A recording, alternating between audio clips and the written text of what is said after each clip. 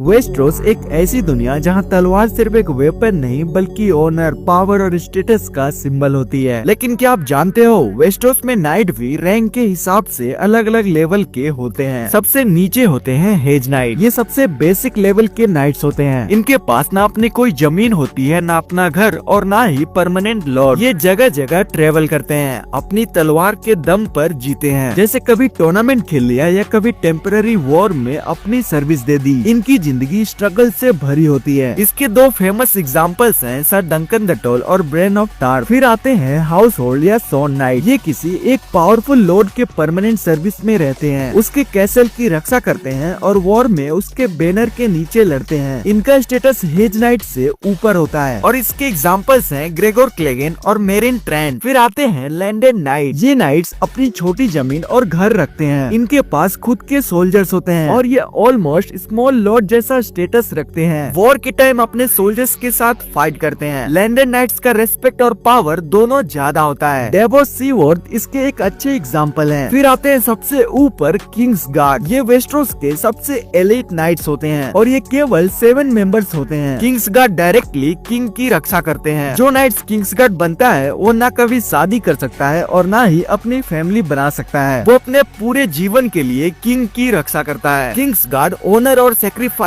का सिंबल होते हैं। इसके बेहतरीन एग्जांपल्स हैं बैरिस्टन सेल्मी और आर्थर डेन। यानी सबसे नीचे हेज नाइट, फिर हाउस होल्ड या सॉन नाइट, फिर लैंडेड नाइट और सबसे एलिट किंग्स गार्ड। बाकी तुम बताओ, क्या पावर ही एक नाइट को महान बनाती है या फिर असली ग्रेटनेस उसके कैरेक्टर में होती है?